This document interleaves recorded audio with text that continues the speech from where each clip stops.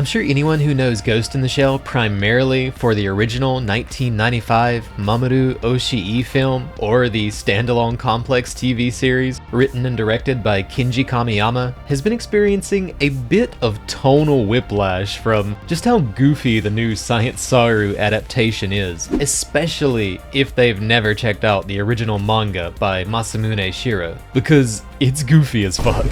I'll admit, as someone who has at least checked out the first few chapters of the OG, it is still taking some serious getting used to the new, old Major Motoko Kusanagi. But I am still thoroughly enjoying the reboot, acclimating to the new tone, pacing, art style, and characters little by little, episode by episode. The reboot is by no means trying to out-serious standalone Complex or the 1995 film and its sequel, Innocence. And I actually think that that's probably the best possible course for the IP at this moment. You would need a miracle team to have any hopes of ever outdoing or even matching the 1995 film series or standalone Complex at what they do best. And Mamoru Oshii, as well as producer Mitsuhisa Ishikawa, recently implied in interviews that while Oshii has an idea for a third film, the only way that they could actually justify another entry in that series would be if theatrical re-releases of the second film were massively popular, which was always kind of a total moonshot to be honest, as it turns out that the second film, Innocence, has never actually recouped its original budget. So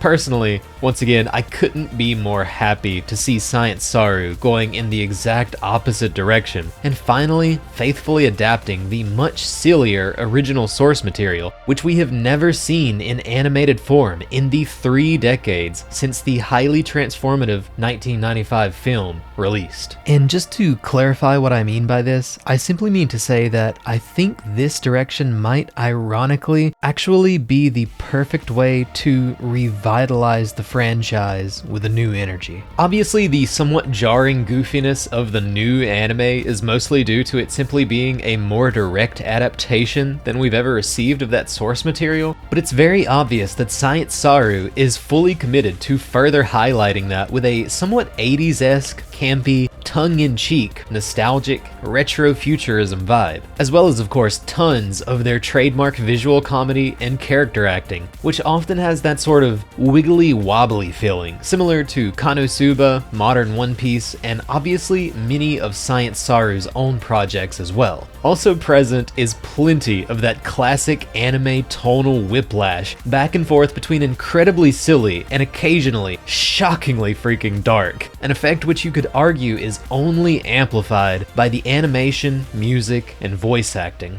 As for the moment-to-moment approach to adaptation, it's certainly not moving manga by any means, but it is mostly a direct adaptation of the source material. Not literally every scene from the manga is recreated panel for panel, shot for shot, but from what I can tell, from at least briefly comparing the first 2 episodes to the manga, nearly every panel is present and faithfully adapted in one interpretation or another, of course to a widescreen image, with unique new direction choices for visual metaphors as well as new visuals which convey things like what particular types of communication technologies are being used more clearly in different scenes. You know, stuff like that. And of course, as for the action scenes, they just go totally balls to the walls with often super flat but hyper dynamic action sequences. It's a very faithful recreation of much of the manga's most iconic imagery, but with plenty of interesting new direction choices and dynamic action animation flexes on top of said source material, which I'm assuming that they used something like a pre-storyboard, or simply as the basis for concept art. You can see a lot of that kind of stuff present in earlier teaser trailers as well. Manga panels faithfully recreated in the widescreen 16:9 aspect ratio as these sort of wireframe-esque or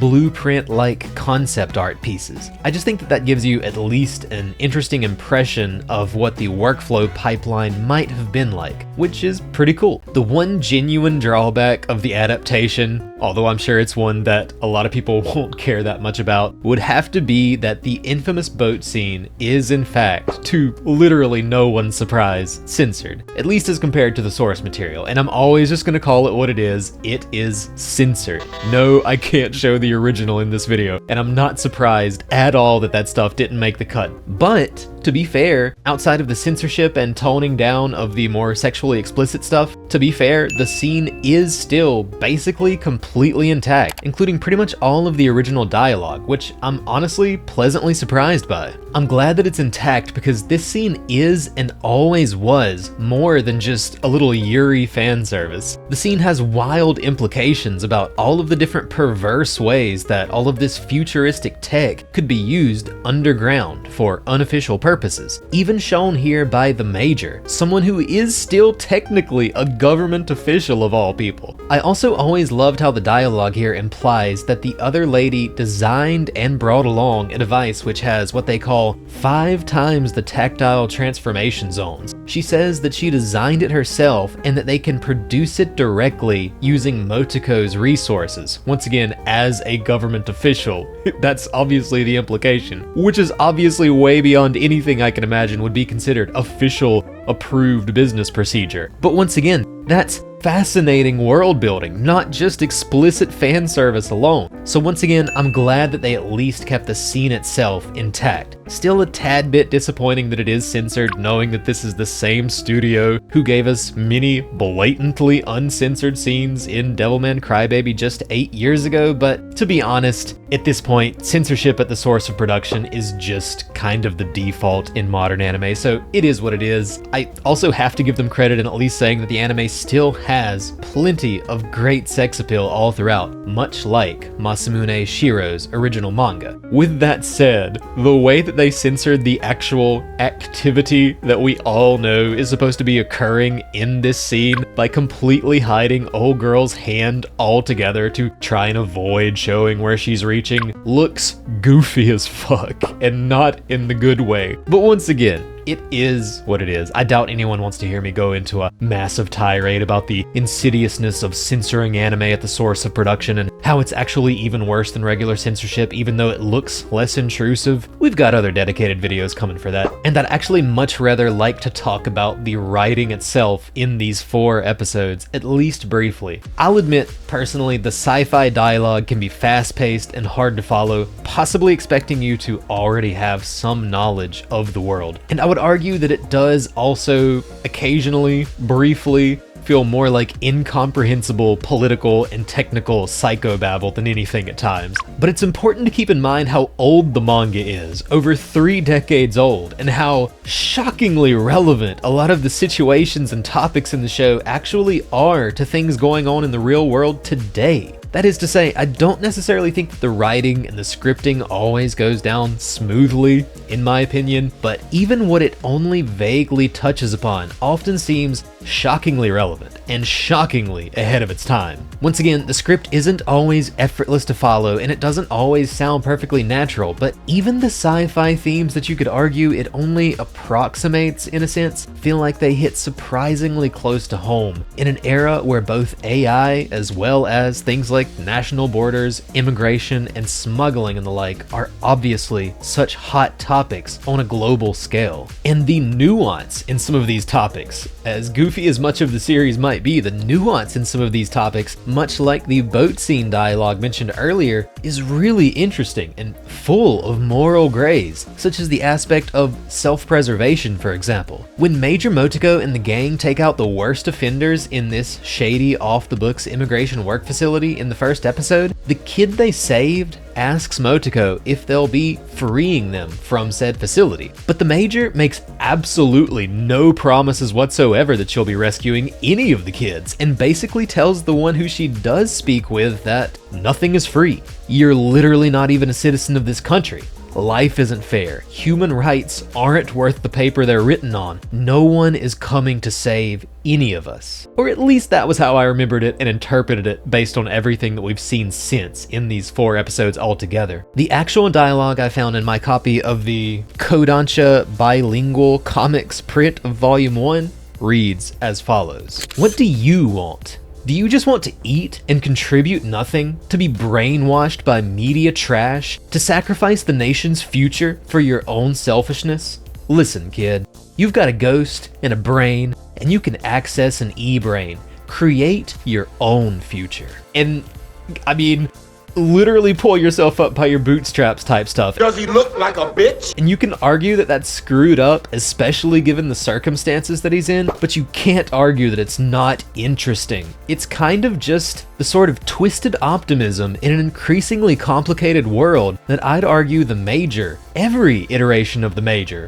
aside from the Hollywood garbage of course, embodies. Sure, there's a lot of screwed up stuff going on in the world, and it's not fair. There are all manner of propaganda and convenient distractions surrounding us at all times, and a lot of it is intentional. But we also have more tools at our disposal than anyone who came before us. Ignore the bullshit.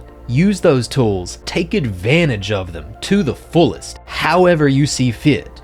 And, as she said, create your own future. And the next time we see him, he has essentially found his backbone and a sense of direction in a kind of screwed up, but once again, fascinating and very realistic way. He has taken command of the very facility that was previously taking advantage of him and started asserting his own dominance within that very same shady facility. He's certainly not as bad as the previous manager was by any means, but he is now the dude shouting out commands and organizing shit, because he's figured out that that is the way for him to exercise self-preservation and rise through this society, even if it's not necessarily very pretty from the outside looking in. But anyway, no point in navel-gazing too much about the story and themes. There are of course only 4 episodes out so far, but anyway, I thought that was really interesting personally. But before we wrap things up, let's talk just a little bit more about the audio-visual experience. The visuals are, once again, quite impressive overall, as we've come to expect from Science Saru. It's not nearly as texturally detailed as the old movies or standalone complex, but it's obviously much more dynamic, especially in the action scenes. As is so often kind of just the case when comparing retro visuals to newer shows in general. Old shows tend to be way more detailed per frame, but usually far less dynamic, with more detailed and arguably at times more iconic individual frames, but with less frames overall. Blah blah blah. Tis what it is.